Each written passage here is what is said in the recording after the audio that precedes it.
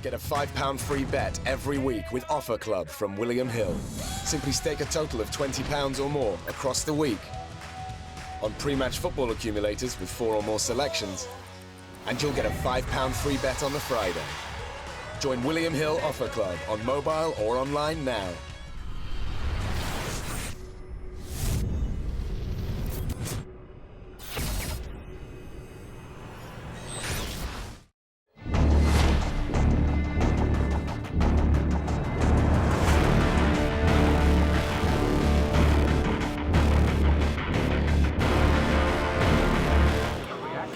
If I was Dominic, I said to Kell, jump on him, make it 3 rounds of pure madness.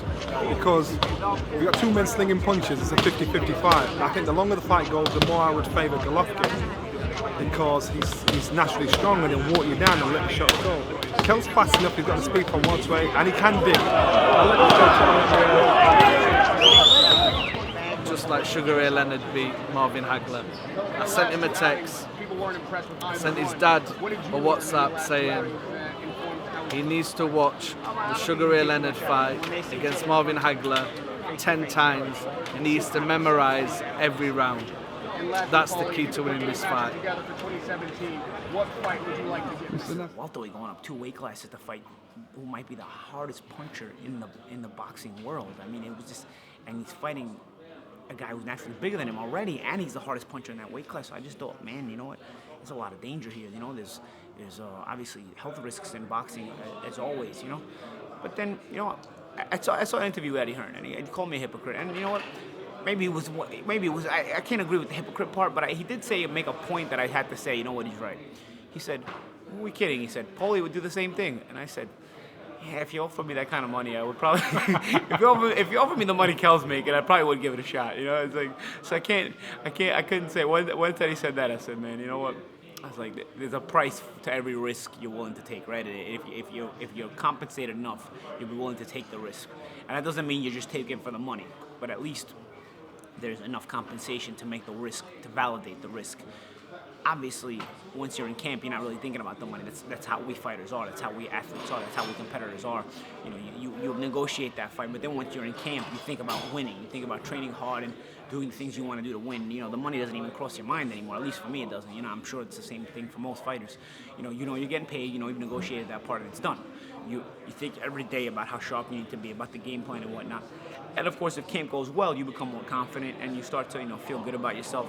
You know, at yesterday's media workouts, I saw 2 very confident fighters. I saw Golovkin coming in his usual confident self. Bubbly, not too much personality, was smiling. And just feeling good about himself. And I saw Kell the way I've never seen him on fight week. Just obviously not killing himself to make weight and just in a good jovial mood, having some banter with the crowd, and they were giving him a lot of support.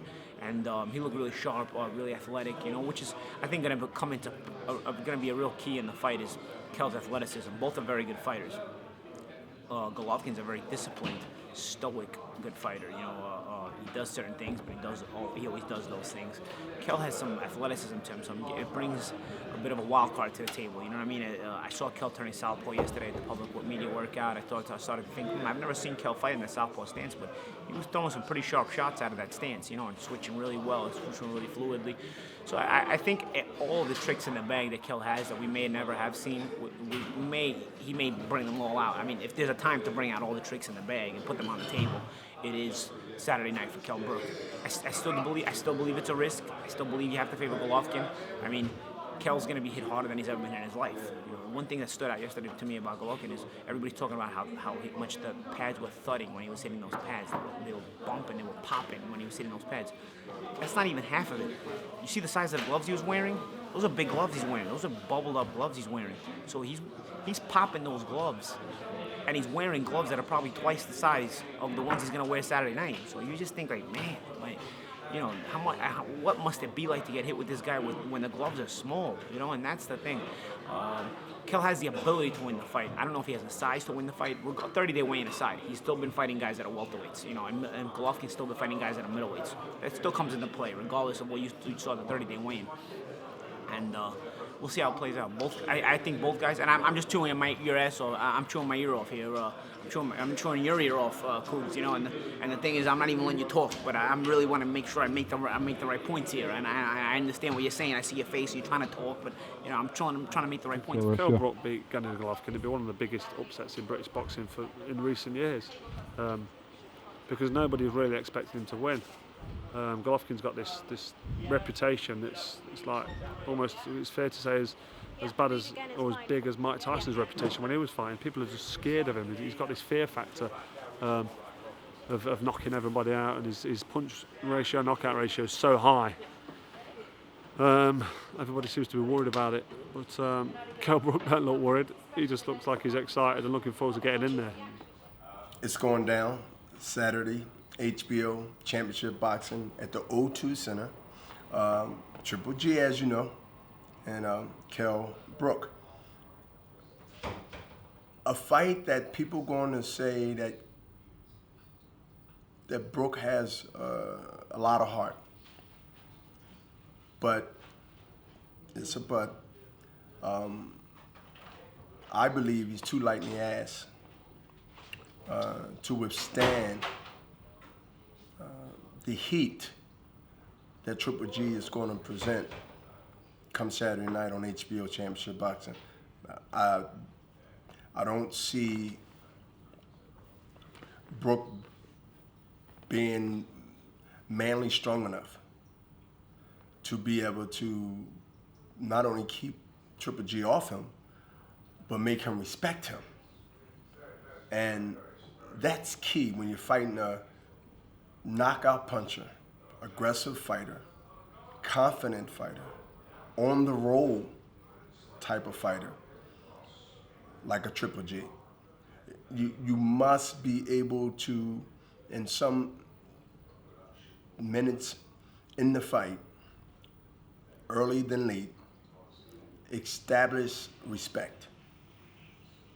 And that's not done by moving, that's not done by staying out of the way, that is surviving. I think it's too many negatives why he wouldn't win this fight, and that is Brook. My opinion. No, I think my feeling from hearing from fans and from reading some stories and talking to other media colleagues, I think the general perception is that Kell will lose the fight, but he's going to give it a heck of a go, and it's not necessarily one of these GENNADY GOLOVKIN blowouts, where he knocks the guy out in the second round and doesn't break his sweat. That maybe Kell can make him work a little bit because he is he might be the best name on GENNADY's record so far. Maybe not in terms of overall accomplishment in the middleweight division, but maybe just in general. But it's an intriguing fight. I mean, if you look at the weights that these two guys have had in the weight checks, 30-day weight check, 7-day weight check, Kell's been much bigger. I know it's not the only thing about a boxing match that decides the outcome, but those who are saying that, well, he's just a welterweight, I don't agree with that. Nobody will fight him. I mean, look at all the fights that he's been trying to negotiate with, and even to move up to super middleweight and fight guys. People don't want to go near him because he's a devastating puncher. 22 straight knockouts. Every middleweight title fight that he's had, he's won by knockout, something no one else has ever done, so far in his career. And an amazing fighter. And Kell Brook, I like to use the phrase, is a welterweight that's been bursting at the seams physically. He's a total middleweight now that he's able to train comfortably and come in at what probably is his most natural fighting weight at 160. So, we're going to see two legitimate middleweights in the ring on Saturday night. I'm very excited. Good afternoon, everybody. Wow. First of all, I'm very happy to be here again.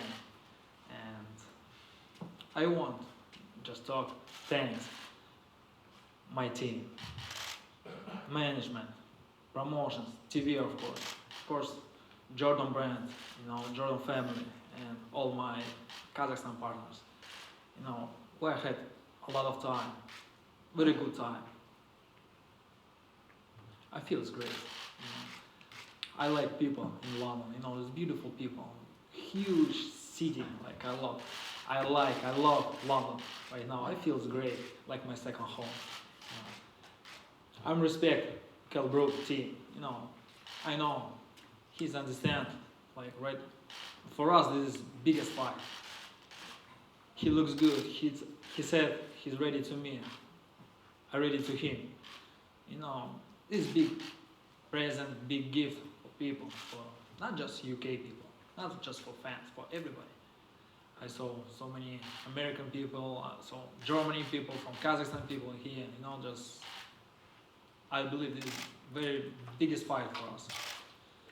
Thank you very much. Win it. You've got to prepare yourself. We're here. This is like it's in here and in here. Nowhere else. That's the only two things he needs to win this fight. This and this, because he's got the skill and he's got the will.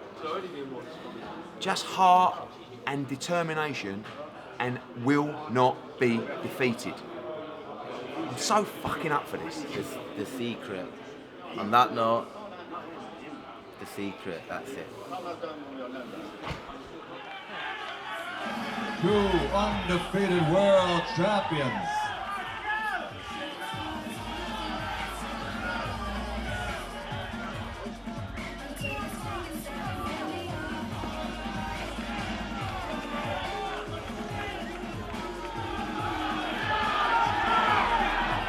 Triple G, Special K for the middleweight world championship.